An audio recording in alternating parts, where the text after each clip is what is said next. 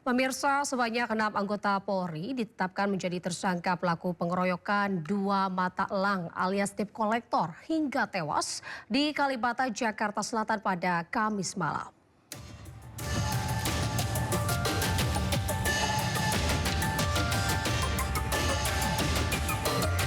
6 anggota Satuan Yanma Mabes Polri ditetapkan sebagai tersangka pengeroyokan hingga menyebabkan tewasnya 2 mata elang atau debt collector di Kalibata, Jakarta Selatan.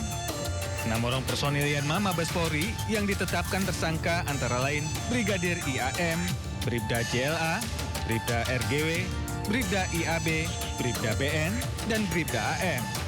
Para tersangka dijerat dengan pasal 170 ayat 3 KUHP tentang pengeroyokan yang mengakibatkan korban meninggal dunia. Para tersangka akan menjalani sidang etik profesi Polri pekan depan. Berdasarkan hasil penyelidikan di lapangan, penyidik melakukan analisis terhadap keterangan para saksi dan barang bukti, maka penyidik telah menetapkan 6 orang tersangka yang diduga terlibat dalam rangkaian tindak pidana tersebut. Didapati informasi terkait identitas para tersangka yaitu 1. JLA, 2. RGW, 3. IAB, 4. IAM, 5. BN, 6. AM. Perlu diketahui rekan-rekan dan kami informasikan, adapun ke-6 tersangka tersebut merupakan anggota dari Satuan Pelayanan Markas di Mabes Polri. Pasal yang dipersangkakan berdasarkan alat bukti permulaan yang telah dikumpulkan oleh penyidik. Para tersangka dikenakan pasal 170 ayat 3 KUHP, pengeroyokan yang mengakibatkan korban meninggal dunia. Sebelumnya pada Kamis malam puluhan kios pedagang dan sejumlah motor dibakar massa tak dikenal di depan Taman Makam Pahlawan Kalibata, Jakarta Selatan. Aksi anarkis ini diduga kuat sebagai bentuk balas dendam rekan-rekan penagih utang yang marah usai 2 rekan mereka tewas dianiaya. Penganiayaan terhadap 2 orang penagih utang terjadi ketika 2 orang korban menghentikan seorang pengendara sepeda motor Kamis sore. Saat sepeda motor dihentikan, 6 orang polisi yang tengah melintas dengan sebuah mobil turun dan langsung mengeroyok kedua penagih utang. Setelah 2 orang terkapar, 6 personil Yanma Mabes Polri ini melarikan diri. 1 orang penagih utang tewas di lokasi kejadian, sementara 1 lainnya menghembuskan nafas terakhir di Rumah Sakit Budi Asih, Jakarta Timur. Dari Jakarta, tim liputan iNews melaporkan. Pemirsa, aksi mata elang alias Matel seringkali membuat masyarakat geram. Modus kelompok penagih utang selalu sama, mulai dari penghentian kendaraan di jalan raya, penarikan paksa hingga intimidasi. Kasar, main tangan ya. Bang, Matel ini. Matel bang. Mari, ntar lu kasar, gue kasar nggak suka. Lagi-lagi mata elang alias penagih hutang berulah. Seorang warga di Sukma Jaya, Depok menjadi korban pengeroyokan dan penganiayaan yang diduga dilakukan oleh sekelompok mata elang. Akibatnya korban luka serius karena dibanting pelaku.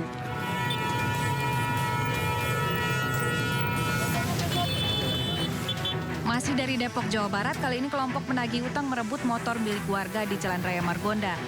Korban berusaha mempertahankan kendaraannya hingga sempat terjadi tarik-menarik. Aksi perampasan ini tergolong nekat karena dilakukan di tengah keramaian. Tak butuh waktu lama, polisi yang mendapat laporan segera menangkap pelaku. Video perlakuan semena-mena mata elang atau penagih hutang belakangan viral bermunculan di media sosial. Aksi mereka selalu dengan pola yang sama, mulai dari penghentian kendaraan di jalan raya, menarik paksa hingga intimidasi yang berujung ricuh. Berdalih suruhan dari perusahaan pembiayaan, kelompok mata elang menyasar kendaraan warga. Tak jarang meski status kendaraan sudah lunas, Matel atau mata elang tetap merampas kendaraan itu dan pemilik yang tak berdaya terpaksa merelakan motor mereka raib. Otoritas Jasa Keuangan telah mengatur tata cara penagihan tunggakan yang sesuai dengan kaidah. Pada titik ini, peran polisi dan masyarakat menjadi penting. Aparat diharapkan menindak setiap pelanggaran, sementara masyarakat segera melaporkan tindakan premanisme pada pihak berwajib. Tim Liputan iNews melaporkan. Pemirsa, Polda Metro Jaya merilis 2 orang tersangka kasus penipuan dan penggelapan dengan modus wedding organizer. 200 orang menjadi korban dengan kerugian total 11,5 miliar. Ayu Puspita tidak melaksanakan kewajibannya, itu bisa hukum kita proses. Itu saya kurang tahu. Lebih jelasnya apa itu saya kurang tahu. Oke, kita fokus ke uang. Uangnya gimana? Polda Metro Jaya menetapkan 2 orang berinisial ADP dan DHP menjadi tersangka kasus penipuan dan penggelapan dengan modus wedding organizer. Keduanya ditangkap setelah banyaknya laporan dari korban yang merasa ditipu oleh jasa pesta pernikahan Ayu Puspita Wedding Organizer. Ratusan orang menjadi korban dengan kerugian total sebesar 11,5 miliar rupiah. Kedua tersangka melakukan modus penipuan dengan iming-iming paket pernikahan murah dan fasilitas liburan menarik kepada para calon pasangan pengantin.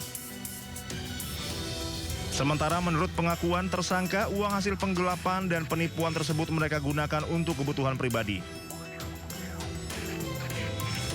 Di mana saudara APD sudah melakukan penipuan dan penggelapan terhadap para korban dengan modus operandi menawarkan jasa penyelenggaraan pernikahan.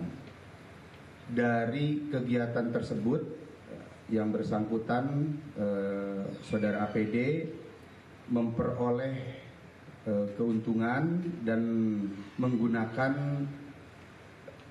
uang yang disetorkan oleh para korban untuk kepentingan pribadinya.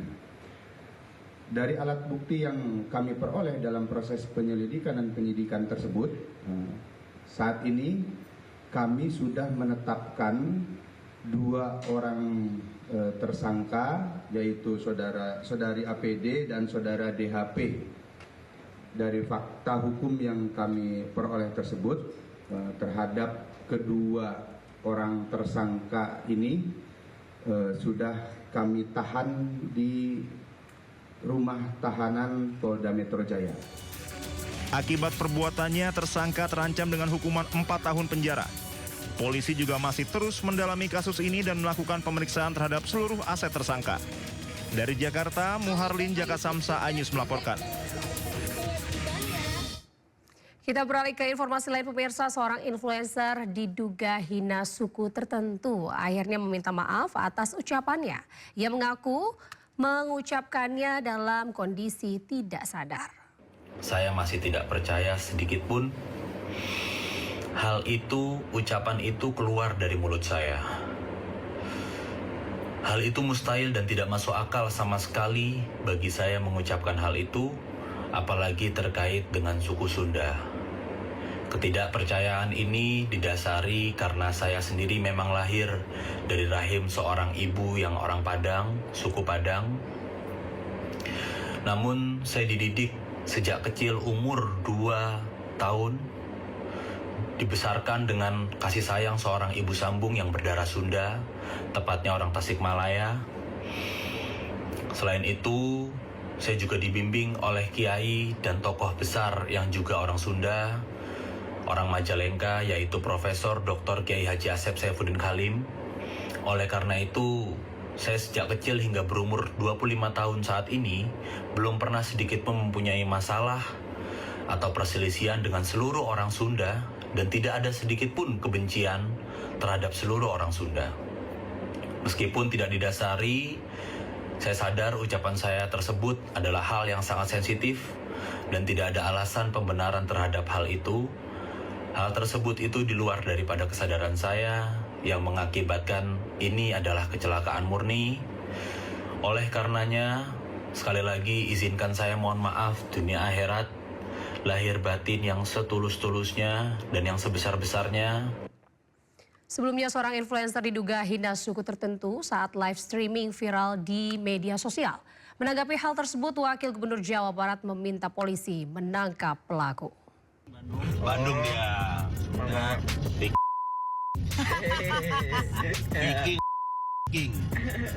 Kata-kata hari ini, Bob. Inilah potongan rekaman video live streaming influencer bernama Resbob. Dalam potongan video, influencer tersebut menyatakan kata-kata sara terhadap suku Sunda serta supporter bola. Bandung dia. Tak hanya itu, si perekam juga menertawakan hinaan tersebut. Menanggapi hal tersebut, Wakil Gubernur Jawa Barat Erwan Setiawan geram. Erwan meminta pihak kepolisian untuk memproses serta menangkap pemilik akun, yaitu Resbob, karena sudah menyatakan ujaran kebencian terhadap suku Sunda. Saya terus terang, saya sebagai seorang yang terlahir dari suku Sunda, saya merasa sangat terhina, saya sangat marah. Saya berharap kepolisian segera menangkap orang tersebut karena ini sudah sara. Ini bisa memecah belah kesatuan bangsa. Bandung dia. Tak hanya Wakil Gubernur Jawa Barat, warganet asal suku Sunda juga geram dan marah dengan pernyataan sara dari influencer tersebut. Dari Bandung, Jawa Barat, Ervan David, iNews melaporkan. Pemirsa, Barreskrim Polri membongkar sebuah laboratorium gelap pembuatan narkotika jenis vape di Medan, Sumatera Utara. Sejumlah pelaku ditangkap termasuk dan langsung dibawa ke Jakarta.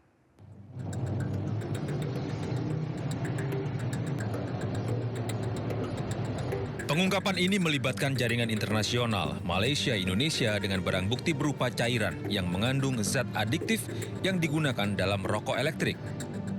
Kasus ini bermula pada awal Desember 2025 saat tim Dirtipid Narkoba Barreskrim Polri mendapat informasi dari Bea Cukai Bandara Soekarno-Hatta. Menindaklanjuti laporan ini, polisi menangkap tersangka utama Muhammad Rafi yang berperan sebagai pemilik bahan dan yang memproduksi vape narkotika tersebut.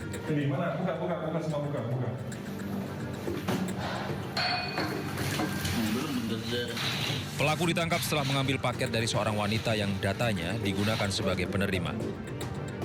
Dari hasil interogasi awal, Muhammad Rafi mengaku bekerja sama dengan seorang warga negara Indonesia yang menetap di Malaysia. Ibrahim mengirimkan bahan-bahan mentah yang menjanjikan upah Rp10.000 untuk setiap cartridge vape yang berhasil diproduksi Rafi. Polisi menyita berbagai barang bukti yang diperkirakan nominalnya mencapai Rp17,1 miliar. Berhasil mengamankan satu orang tersangka narkotika golongan 2 di Kota Medan, Sumatera Utara, beserta barang bukti paket berisikan cairan yang diduga mengandung etomiden. Kemudian kami melakukan penggeledahan di rumah tersangka dan menemukan barang bukti berupa peralatan pendukung pembuatan liquid yang mengandung etomiden. Berdasarkan keterangan tersangka, barang bukti berasal dari Malaysia. Tersangka dijerat Undang-Undang Nomor 35 Tahun 2009 tentang narkotika. Dari Jakarta, Helmi Sajangbati, iNews melaporkan. Pemirsa, Rumah Moderasi menggelar seminar parenting bagi para orang tua untuk menangkal radikalisme anak dan remaja di era digital. Kegiatan ini menghadirkan narasumber dari Densus Polri, psikolog Universitas Indonesia, serta tokoh deradikalisasi.